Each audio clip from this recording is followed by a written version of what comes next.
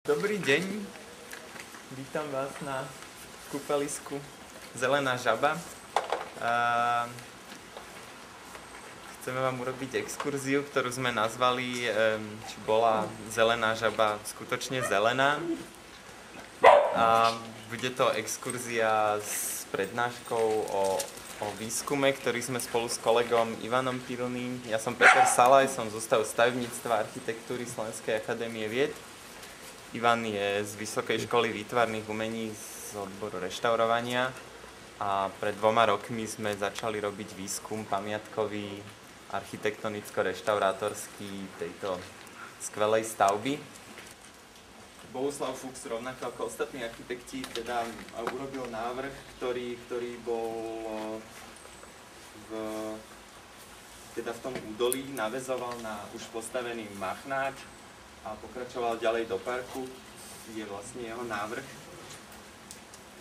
Ale zároveň, keďže sa mu to miesto, to údolie málo slnečné nezdalo dostatočne zaujímavé, tak vyrobil ešte alternatívny návrh, ktorý pozostal z toho, že presúval vlastne celé to centrum z údolia sem na južný slnečný svah Trenčianskych Teplíc.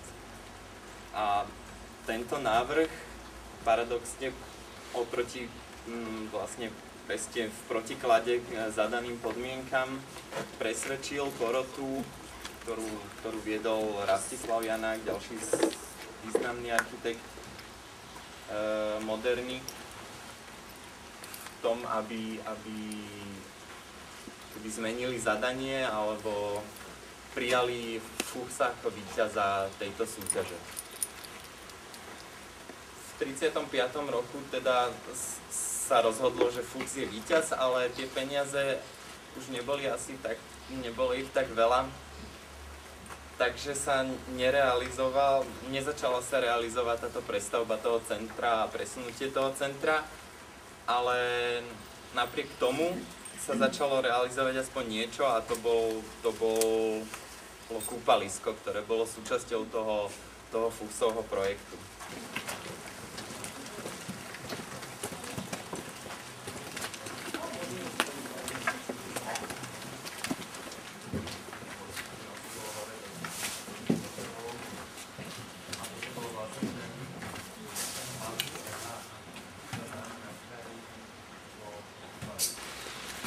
Toto v celku dobre vidno, že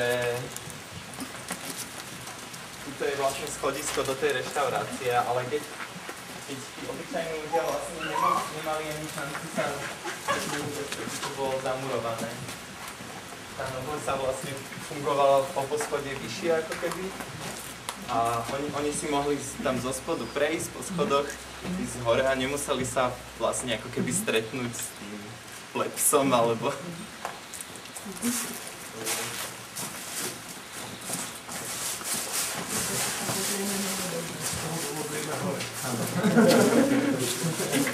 vlastne priamo skúmali. Možno v tom časopise, keď ste si pozerali, tam boli tie farebné rekonštrukcie, ktoré sme robili. Na základe vlastne toho reštaurátorského výskumu, na základe tých našich zistení, čo sa týka povrchov.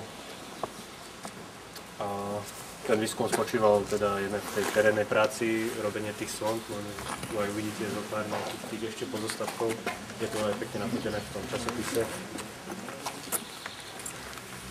kde sme vlastne robili prierez od toho podkladového materiálu cez tú primárnu pôvodnú úpravu až teda, no toto je príklad zo slupov.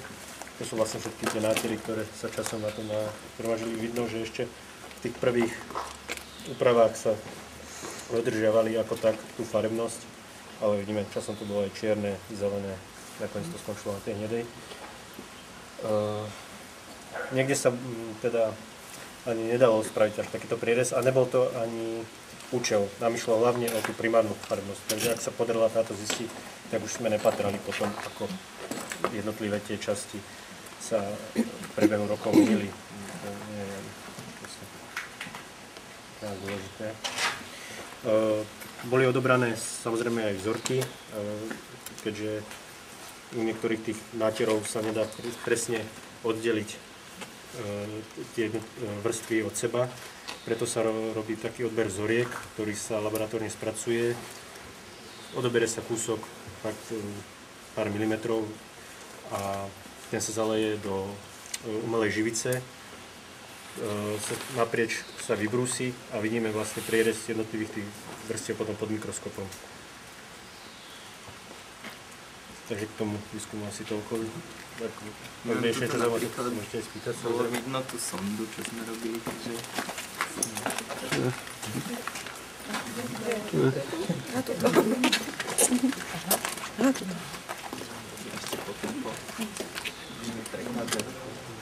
Takže tu vidíme vlastne, že schodisko bolo pôvodne také oceľovo modré. Zaujímavé je, neviem, či môžeme už aj teraz vlastne povedať, prečo sme si zvolili aj ten názov, že prečo, či bola naozaj zelená žaba zelenou. Tak zistili sme, že architekt Fuchs nepoužil vôbec zelenú farbu. Je to naozaj len odvodené od toho názvu toho prameňa. A neviem, či tí neskorší renovátori práve boli inšpirovaní tým názvom a tú zelenú masívne teda začali používať hlavne teda na týchto schodiskových zábradliach a takých odľahčených kovových zábradliach teraz. Tie boli pôvodne takou striebrenkou, pôsobili o mnoho tak ako vzdušnejšie a ľahšie. Tu vidíme aj vlastne počet tých množstvo tých nátierov. Samozrejme bolo to funkčné, bolo to používané, takže oni potrebovali asi častejšie aj obnovovať, ale už hneď pri prvej úprave chytili tú zelenú a už sa toho držali. To vidno aj vlastne, toto je zase zmadla tuto na schodisku, čo sú tu kruhové okná. Tie boli teda pôvodne biele.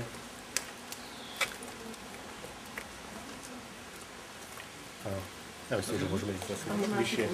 Ešte len to podotknem vlastne, akým spôsobom bola robená tá distribúcia tých ľudí, alebo ako bolo myslené, že ako majú tí ľudia chodiť. Takže tuto niekde boli turnikety, tam sa predávali listky tam v tom okinku, alebo tam vpredu. A tu sa vlastne potom vošlo už na to kúpalisko. A zároveň bol teda ten vstup cez schody do reštaurácie hore.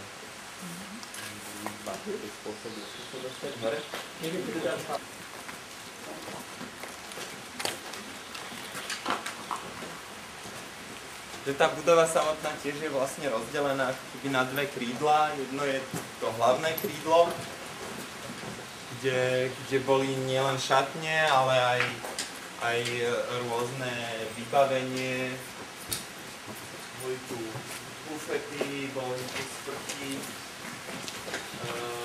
pôvodne tu plánovali. Ja si myslím, že to chodilo, že áno.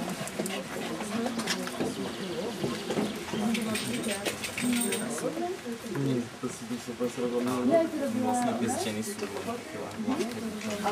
azbestové. A to sú pôvodne? Tieto azbestové priečky, tie mali takú šedastú farebnosť. Ten strop nie je uložený priamo na týchto. Nie. Takže len iba tie trámy tam sú. Je to železobetónová konštrukcia, ktorá spočíva na tým. Hore, čo je nastavené, tak to je kvôli tomu, že sa tu kradlo. To sa robilo To je taký hotový systém. Áno. Ja tieto, aby sa nedalo preliesť z kabinky do kabinky.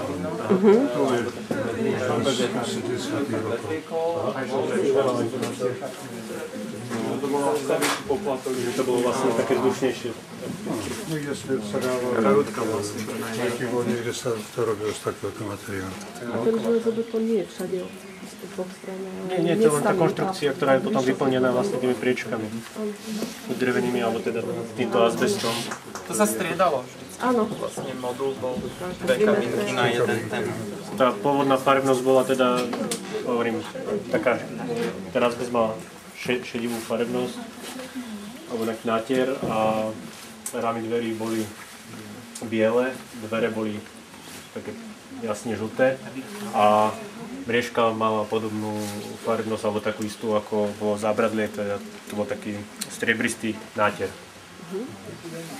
Čo vlastne vidíme aj vlastne v rekonštrukcii. Ľahšie to bolo. Áno, mnoho také ako ľahšie a Fuchs si naozaj s tou farebnosťou pohnal a tá všeobecne vžitá taká predstava tej funkcionalistickej architektúry ako také nejakej bielej kocky tu absolútne nesedí. Veľmi citlivo s tou farebnosťou narábal. Ale nič viac. U tých dverí sa napríklad tá žltá viac menej ako zachovala tá farebnosť. Myslím ako v tých následných náteroch. Rešpektovali.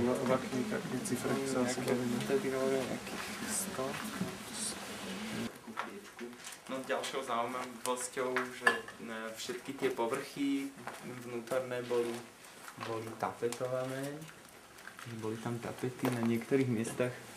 Vidíte aj, že sú dôkazom toho, že sú pôvodné, je aj to, že oni najprv, aby vyrovnali povrch, tak tam nalepili noviny a až potom dali tapetu a na tých novinách vidno, že to sú všetky z 37. roku, takže...